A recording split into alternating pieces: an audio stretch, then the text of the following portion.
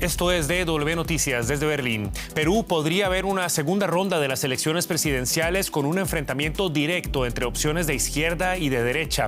El izquierdista y heredero político del expresidente Pedro Castillo asciende al segundo lugar en el conteo preliminar, lo que lo llevaría a un balotaje con la ultraderechista Keiko Fujimori. Estos son nuestros titulares. Tras unas elecciones llenas de retrasos e irregularidades, Roberto Sánchez desplaza a Rafael López Aliaga del segundo lugar, detrás de Keiko Fujimori. López Aliaga exige la anulación de los comicios, pero los observadores de la Unión Europea no detectan indicios de fraude. Tendremos información desde Lima. Además, con el aval de Estados Unidos y por orden del máximo tribunal de Venezuela, Delcy Rodríguez lleva 100 días como presidenta encargada. La oposición reclama elecciones, mientras los venezolanos siguen esperando las mejoras económicas que les prometieron. Haremos un balance de la situación del país tras la salida forzada de Nicolás Maduro. Y Estados Unidos afirma que no extenderá el cese del fuego con Irán. Mientras el ejército estadounidense declara la superioridad marítima en Medio Oriente, el presidente Donald Trump afirma que un fin de la guerra está muy cerca.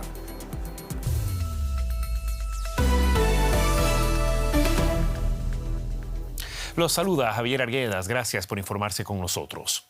En Perú, el escrutinio de las elecciones presidenciales del pasado domingo está en su recta final 4 días después de la caótica jornada electoral que tuvo que ser prolongada hasta el lunes. Desde que se publicaron las primeras proyecciones, quedó claro que la candidata del partido Fuerza Popular, la ultraderechista Keiko Fujimori, pasaría a una segunda vuelta.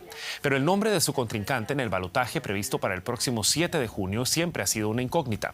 El candidato ultraconservador Rafael López Aliaga, del partido Renovación Popular, se ubicó hasta ahora en el segundo lugar del recuento preliminar. Pero este miércoles se produjo una sorpresa. El candidato izquierdista Roberto Sánchez, del partido Juntos por el Perú, ascendió al segundo lugar con una ventaja de más de 35,000 votos. Vamos a los datos. Con un 91,6% de las actas escrutadas, Keiko Fujimori cuenta con el 17,04% de los votos, seguida de Roberto Sánchez, que acumula un 12,08%, y en el tercer puesto se ubica Rafael López Aliaga, quien cuenta con un 11,85%. Hasta el momento, de mantenerse esta tendencia, la segunda vuelta sería entonces entre Fujimori y Sánchez. Y establecemos contacto con la ciudad de Lima. Allí se encuentra la periodista Rosemary Cueva para ofrecernos más detalles de estas noticias en desarrollo. ¿Qué tal, Rosemary? Un gusto saludarte. Antes de hablar de resultados, conforme transcurre todavía el conteo y con tantas anomalías y hasta peticiones de que se anulen los comicios, ¿qué tanta confianza tienen los peruanos en el proceso electoral en el que acaban de participar? Bueno, evidentemente la confianza está quebrada, más quebrada de lo que ya estaba, porque de hecho los peruanos no confían en sus instituciones entre tantos años de inestabilidad. Hablamos de cerca de 10 años. Y bueno, estos problemas logísticos, una falla localizada en 15 mesas específicamente en zonas de Lima Sur, y con ello la extensión de la jornada electoral de manera extraordinaria puede impactar en la credibilidad de los peruanos frente a los resultados. Y esto va a depender de qué sectores no estén de acuerdo con estos resultados. Por el momento son los sectores de la derecha o la población de la derecha que ha votado y que ve que Roberto Sánchez, el izquierdista, está subiendo hacia el segundo lugar, pues que están dudando más de estos resultados, ¿no? Pero sin embargo, no hay evidencias de que exista un fraude electoral. Además de los observadores internacionales, también la Asociación Civil Transparencia señaló que no hay evidencias de que se haya realizado un fraude e hizo un llamado a la calma mientras sigue avanzando el proceso del conteo de los votos. Este tipo de esperas, por supuesto, siempre son altamente problemáticas. ¿Qué dicen las autoridades electorales sobre el avance del conteo hasta el momento y la perspectiva de tener un resultado oficial? Bueno, las autoridades señalan que el conteo se está haciendo en los plazos previstos, a diferencia de otros países, pues en Perú este proceso toma mucho más tiempo porque gran parte del conteo se hace manualmente y especialmente en las zonas rurales. No es lo mismo contar los votos en las ciudades que en zonas rurales donde las actas se demoran en tardar, incluso pueden tardarse varios días.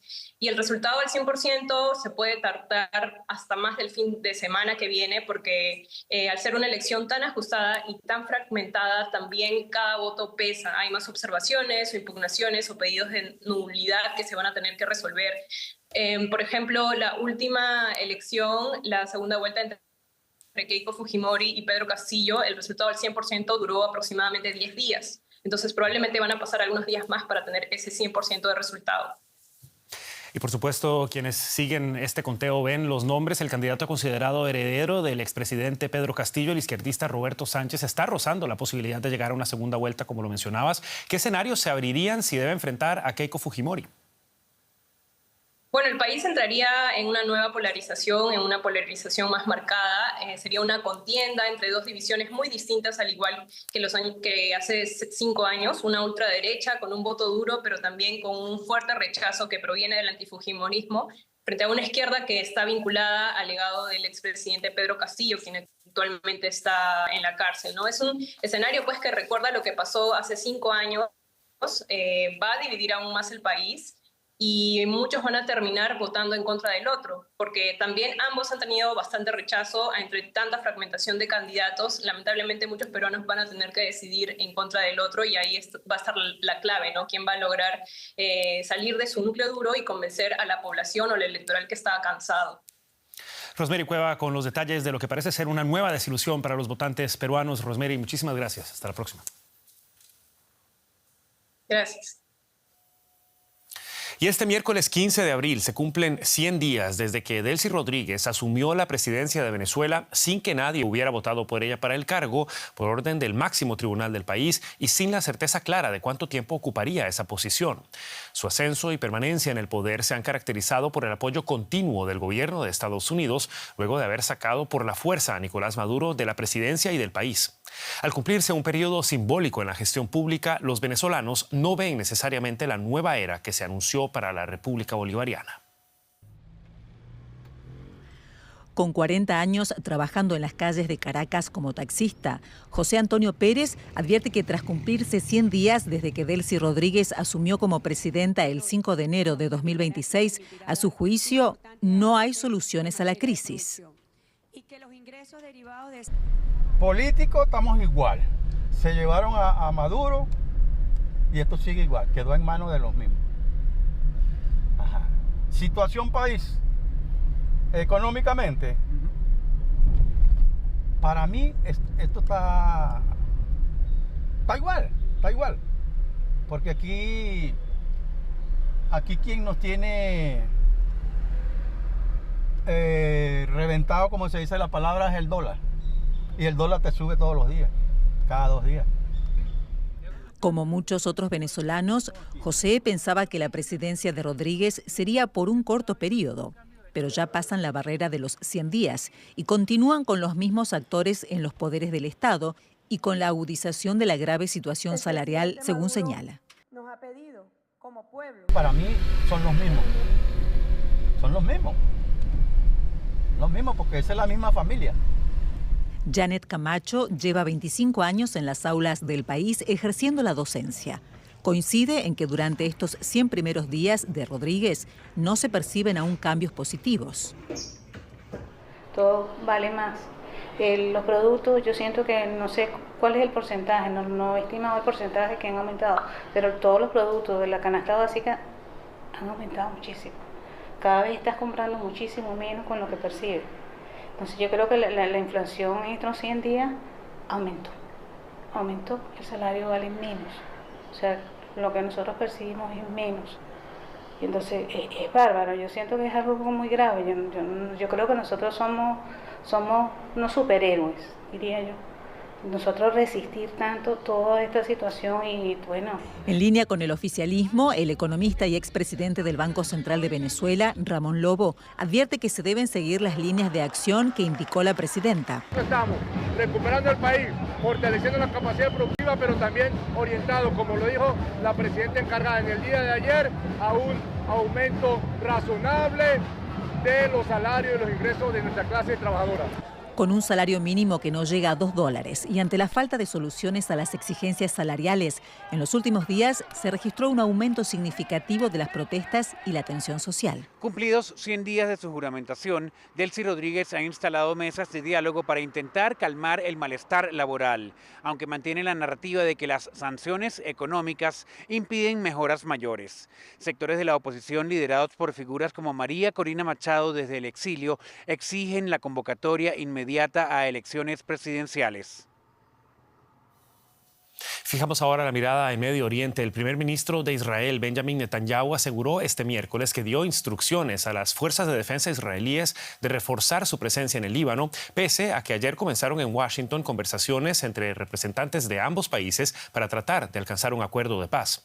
En un video comunicado, Netanyahu dijo que quiere que las fuerzas de defensa de Israel desplieguen la zona de seguridad hacia el este.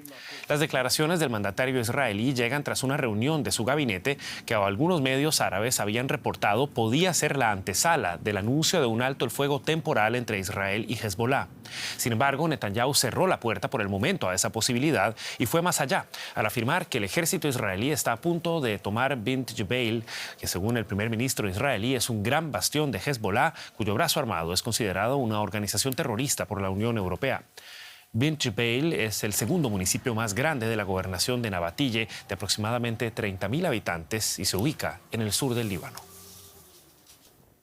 Y vamos en vivo hasta Beirut. Allí encontramos al periodista Joan Cabasés para el desglose de todas estas informaciones. Joan, ¿qué tal? Muy buenas noches para vos. El Gabinete de Seguridad de Israel discute a esta hora una posible tregua en el Líbano a pesar de las declaraciones de Netanyahu. Esto según informan medios israelíes. ¿Qué condiciones tendrían que darse para que las partes enfrentadas lleguen a un acuerdo, considerando que el objetivo declarado de Israel es desmantelar a Hezbollah?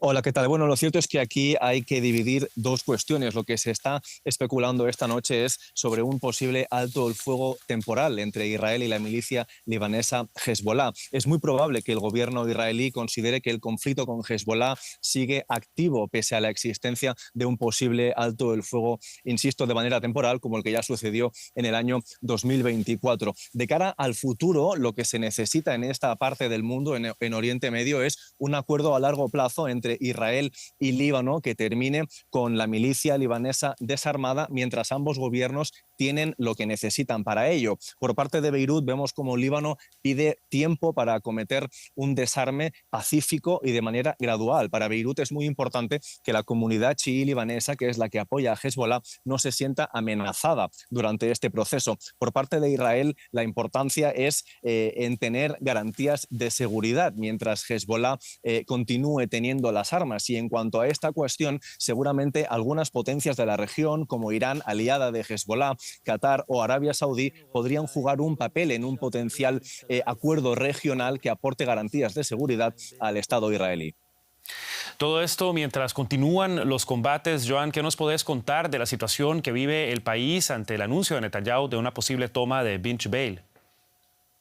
Sí, como comentas, mientras se especula por un posible alto del fuego, los ataques en Líbano y los combates sobre el terreno continúan. Hay que decir que desde la semana pasada, cuando Israel lanzó esta gran ofensiva sobre la capital Beirut, ha estado concentrando los ataques en la parte meridional de Líbano, pero son ataques que llegan con fuerza sobre el terreno. Hemos visto hace 2 horas cómo el Ministerio de Sanidad libanés ha denunciado el bombardeo contra 4 ambulancias consecutivas que han causado 3 muertos entre los equipos de paramédicos y 6 más trabajadores sanitarios han quedado heridos. Todo mientras Israel parece que está a las puertas de lograr el control del municipio de Bint Jbeil en el sur del Líbano. Es un municipio clave por 2 motivos. A nivel, sobre todo, simbólico. Es una aldea que Israel no pudo ocupar en las ocupaciones de 2006 ni en 2024, pero además a nivel estratégico, puesto que ocupar Bint Jbeil daría a Israel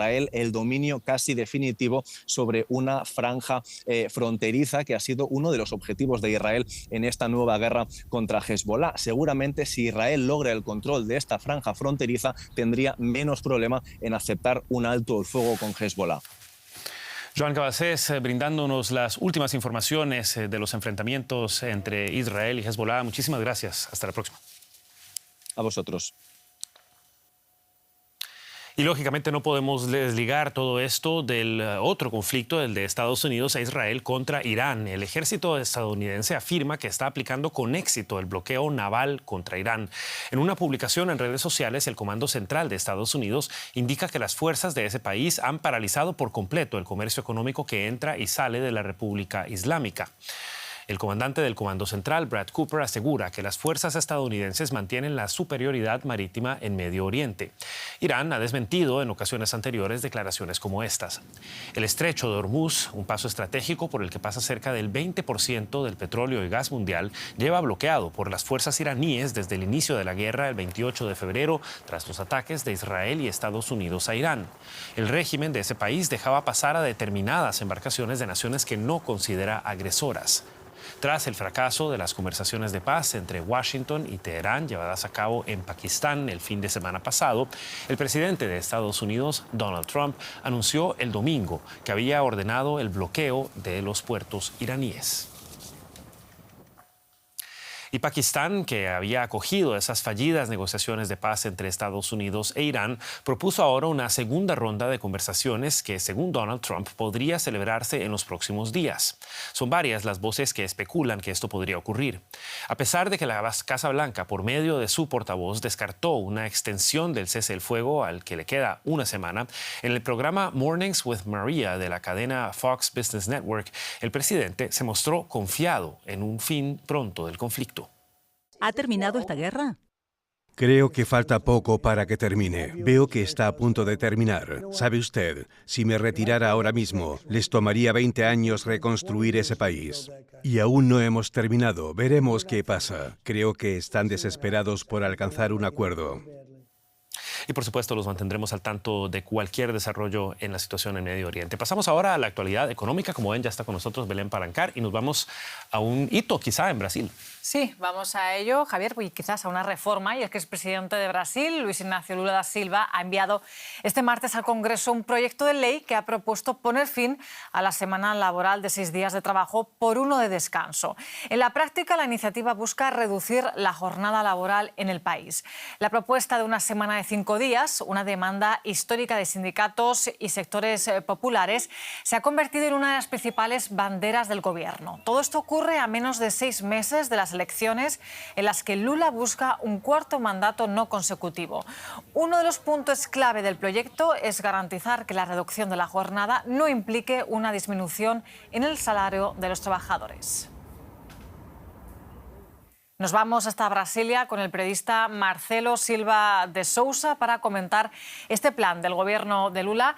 Marcelo, la primera pregunta ¿es viable reducir la jornada laboral sin afectar los salarios de los trabajadores allí en Brasil? ¿Qué tal, Belén? La viabilidad o no se juega por estas horas en una guerra de informes técnicos. Por un lado, la Confederación Nacional de la Industria ha alertado que este proyecto de avanzar significaría un aumento en el costo de 53.000 millones de dólares por año para el sector productivo, provocando una inflación de 6% adicional. El gobierno de Lula da Silva se basa en un informe técnico del Instituto de Investigación Económica Aplicado que destaca, por ejemplo, que sectores relevantes que emplean como la industria y el comercio sentirían un impacto menor al 1% en el costo operativo total. Al mismo tiempo, el gobierno de Lula está comparando este proyecto con lo que pasó en 1988, cuando la Constitución recortó la jornada laboral de 48 a un máximo de 44 horas sin provocar un desorden económico mayor. A 6 meses de las elecciones, el gobierno de Lula busca que este proyecto se convierta en una gran bandera con la reducción de la jornada laboral. Y Marcelo, la otra pregunta, ¿quiénes ganan y quiénes pierden con este fin de la jornada 6x1? Por un lado, hoy son 14 millones de trabajadores quienes están bajo un régimen de 6x1. Hablamos de una porción más expuesta, más vulnerable, porque el 83% tiene como máximo los estudios secundarios completos, entre ellos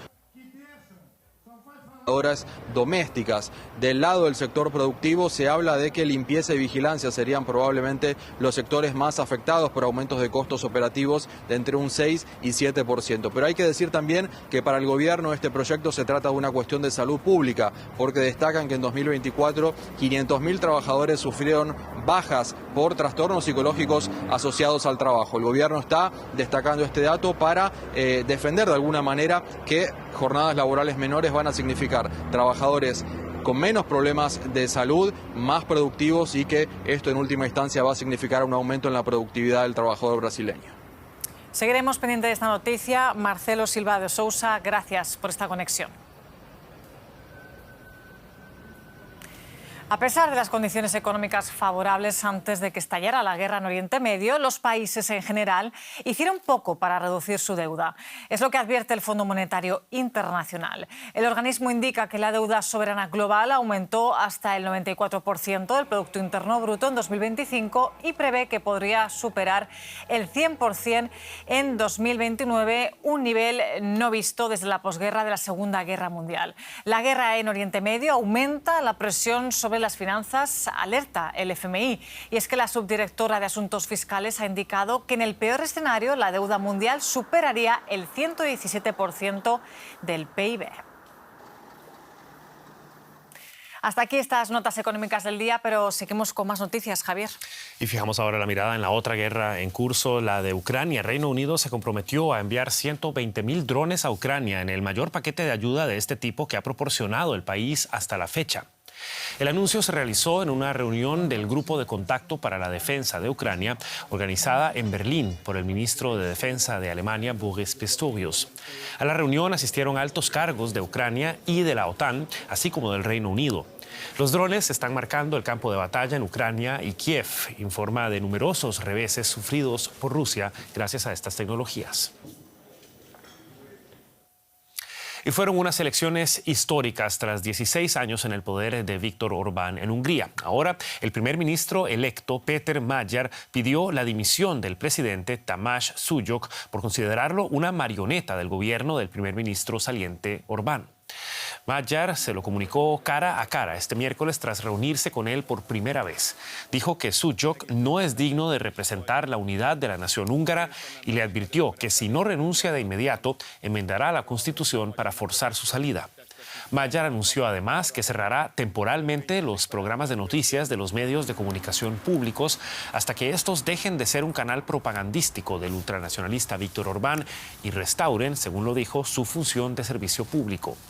Péter Magyar cuenta con formar su gobierno antes del día 12 de mayo. Y Sudán cumple 3 años de una guerra devastadora y olvidada. No hay ni siquiera una cifra oficial de muertos. Mientras la comunidad internacional ve hacia el otro lado, el hambre, la violencia sexual y las enfermedades arrasan el país africano. La Organización de las Naciones Unidas está pidiendo una tregua humanitaria inmediata que permita retomar el diálogo. Y aquí en Berlín, líderes internacionales se reúnen para encontrar una solución a un conflicto que ha desplazado forzosamente a millones de sudaneses. Sudán sufre la mayor crisis humanitaria del mundo. Según un nuevo informe de la ONU, casi 2/3 de la población necesitan urgentemente ayuda humanitaria. Más de 150.000 personas han muerto y hay más de 11,5 millones de desplazados desde que estalló la guerra en 2023 entre el ejército sudanés y las paramilitares Fuerzas de Apoyo Rápido. El informe denuncia que la pobreza ha alcanzado su nivel más extremo desde la década de 1980, con millones de sudaneses amenazados por la hambruna. Estábamos en el Fasher cuando empezó la guerra. Fue horrible. Si no consigues alimentos para tus hijos, se quedan sin comer. No hay trabajo. La única ayuda que nos llega es de Naciones Unidas. La ONU asegura que el país todavía puede recuperarse si se restaura la paz, pero advierte de que se vuelve más difícil con cada mes que pasa mientras la guerra continúa. En la conferencia de Berlín, líderes de Europa y África están haciendo llamados a una tregua humanitaria inmediata para que puedan retomarse los diálogos de paz. Sobre todo, quieren recuperar la atención sobre un conflicto olvidado en el mundo. La falta de cobertura mediática sobre lo que ocurre en Sudán es muy desafortunada. Y ahora mismo se está produciendo una catástrofe humanitaria calamitosa en Sudán. La gente está sufriendo. Están muriendo personas de hambre en los campos prácticamente todos los días. La comunidad internacional le ha fallado al pueblo de Sudán durante demasiado tiempo. Hemos visto las atrocidades más espantosas. Hemos visto cómo la violación se usa como arma de guerra prácticamente a escala industrial. Como parte de esta conferencia, Reino Unido se comprometerá a donar 146 millones este año para el pueblo de Sudán. La gente en Sudán ha sufrido suficiente. Por eso hemos estado pidiendo que se acepte de inmediato esta tregua humanitaria. Ante la ausencia de representantes de las partes en conflicto, los delegados enfrentan el reto casi insuperable de lograr aquello en lo que todos los esfuerzos internacionales fracasaron antes. Lo que sí esperan al menos es que la conferencia, la tercera de este tipo, movilice ayuda suficiente para marcar una diferencia y que sirva para hacer un llamado de atención sobre una guerra en Sudán que perdura y una población que sufre. Uruguay se convirtió este miércoles en el tercer país de América Latina en legalizar la eutanasia, esto siguiendo el paso de Colombia y de Ecuador. En una publicación de la red social X, el presidente Yamandu Orsi dio a conocer la firma del decreto que reglamenta la ley. Orsi destacó que la medida es fruto de un proceso de debate profundo, plural y sostenido en el tiempo, así lo dijo. La Cámara de Senadores de Uruguay aprobó el 15 de octubre de 2025 el proyecto de ley de muerte digna. Esta ley garantiza el derecho a una muerte digna para adultos en condiciones médicas graves e irreversibles. Para ello se creará una comisión que supervisará los procedimientos bajo esta normativa.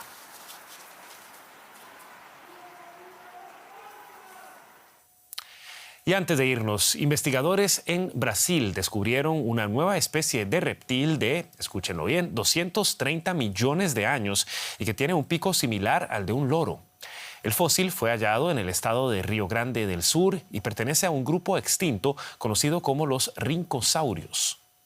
La especie, bautizada Isodapedon barcealis, medía entre 1,2 y 1,5 metros y usaba ese pico para cortar plantas y para escarbar raíces. Su descripción fue publicada en la revista Royal Society Open Science. Este hallazgo establece además un vínculo con un ejemplar similar que ya fue encontrado en Escocia y que los investigadores atribuyen a la existencia del supercontinente Pangea. En ese supercontinente los animales podían desplazarse libremente entre continentes.